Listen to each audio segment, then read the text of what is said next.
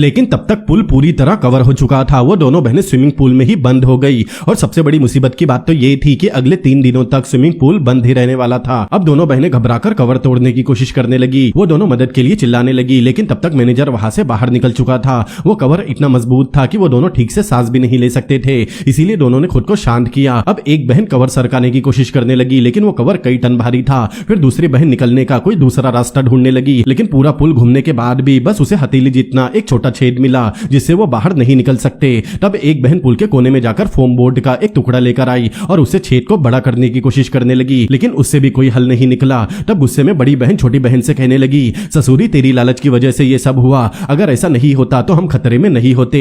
ये सुनते ही छोटी बहन को याद आया कि उसकी अंगूठी अब भी पुल में ही फंसी हुई है। दरअसल छोटी बहन को पता चला कि स्विमिंग पूल के तल में उसकी बहन की अंगूठी गिर गई। तब उसने जल्दी से पुल में छलांग लगा दी, क्योंकि वो हीरे की अंगूठी थी। वो अंगूठी उठाने ही वाली थी, लेकिन उसे पता चला कि अंगूठी तल पर लगी जाली की गैप में फंस गई। उधर बड़ी बहन ने देखा कि उसकी बहन अब तक वापस नहीं आई, इसीलिए वो भी उसे बचाने पुल में कूद गई। जब दोनों अंगूठी को निकाल रहे थे तब वहां के मैनेजर को लगा कि पुल में कोई नहीं है, इसीलिए उसने पुल का कवर बंद करने का स्विच दबा दिया। फिर मैनेजर अपनी वाइफ के साथ डेट पर जाने के लिए घर के लिए निकल गया। जब कवर बंद हो रहा था तब छोटी बहन के बाल उस जाली में फंस गए। बड़ी बहन ने जैसे तैसे उसके बाल निकाले, लेकिन तब तक पुल पूरी तरह कवर हो चुका था। वो दोनों बहनें स्विमिंग पूल में ही बंद हो गई। प्रेजेंट टाइम में छोटी बहन वापस नीचे जाकर अपनी अंगूठी निकालने की कोशिश करने लगी। अंगूठी निकालने के बाद उसने देखा कि वो जाली थोड़ी ढीली है, इसीलिए वो जाली को तोड़ने उसे खींचने लगी ताकि उस लोहे की जाली से वो पुल के कवर को तोड़ सके। लेकिन अपनी पूरी ताकत लगाने के बाद भी उसे सफलता नहीं मिली, इसीलिए वो अपनी बहन से मदद मांगने ऊपर आई। लेकिन उसकी बहन अब भी उससे नाराज थी,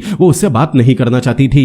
भाई ये लड़कियां भी ना ऐसी सिचुएशन में भी अपने ईगो पर अड़ी रहती है। अब दोनों बात कर ही रहे थे, तभी अचानक एक बहन के मोबाइल की रिंगटोन बजी, जो पुल के किनारे उसके बैग में रखा था। ये उसके बॉयफ्रेंड का कॉल था। उसे लगा अगर वो अपने बॉयफ्रेंड के कॉल का जवाब नहीं देगी तो उसका बॉयफ्रेंड उसे ढूंढते हुए यहाँ जरूर आएगा। लेकिन सूरज ढलने के बाद भी उसका बॉयफ्रेंड वहां नहीं आया। बहुत देर पानी में रहने की वजह से बड़ी बहन की तबीयत खराब होने लगी, क्योंकि उसे डायबिटीज की बीमारी थी। अगर सही समय पर उसे इंसुलिन का इंजेक्शन नहीं लगा तो उसकी जान भी जा सकती है। अब वो बाहर निकलने के लिए ज्यादा हाथ पैर भी नहीं मार सकती, इसीलिए छोटी बहन ने उसे कसकर पकड़ लिया। तभी अचानक पूल एरिया की लाइट चालू हुई। दरअसल वहां सफाई कर्मी सफाई करने आई थी। जब उन्हें पता चला तो वो दोनों खुश हो गए और मदद के लिए चिल्लाने लगे, लेकिन सफाई कर्मी उनकी मदद करने की बजाय उनके बटवे चेक करने लगी, जिसमें बैंक के कुछ कार्ड्स थे। फिर सफाई कर्मी उनके पास आकर धमकाने लगी कि अगर उन्होंने उसे कार्ड का पासवर्ड नहीं बताया तो वो उनकी कोई मदद नहीं करेगी। दोनों बहनों को उम्मीद नहीं थी कि सफाई कर्मी उनकी ऐसी हालत का फायदा उठाएगी, इसीलिए दोनों बहनें उस पर चिल्लाने लगी और कार्ड का पिन बताने से मना कर दिया। ये बात सफाई कर्मी को बुरी लगी, इसीलिए वो पुल के हीटिंग सिस्टम को बंद कर देती है,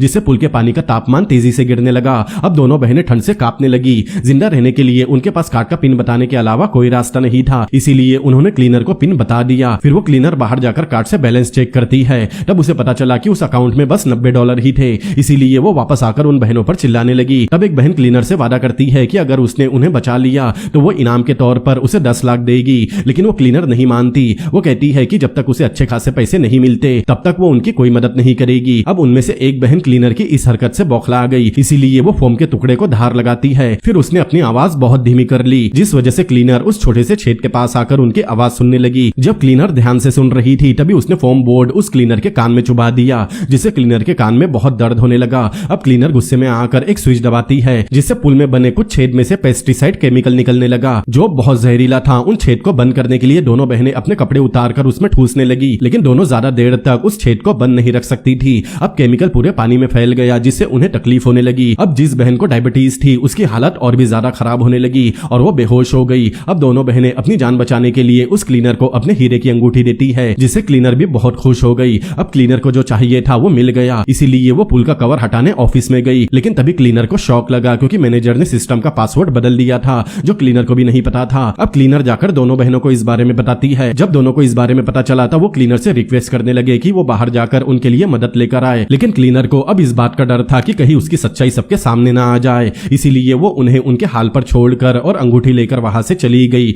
अब दोनों बहनें बहुत निराश हो गई और जैसे तैसे समय बीतता गया। एक बहन की डायबिटीज बढ़ती जा रही थी, जिससे उसकी हालत और भी ज्यादा खराब होने लगी। तभी एक बहन को तल पर बने लोहे की जाली याद आई, इसीलिए वो जल्दी से नीचे गई और उसे पकड़कर पूरी ताकत से खींचने लगी। लेकिन उसमें स्क्रू लगा हुआ था, इसीलिए पूरी ताकत लगाने के बाद भी वो उस जाली को हिला नहीं पाती।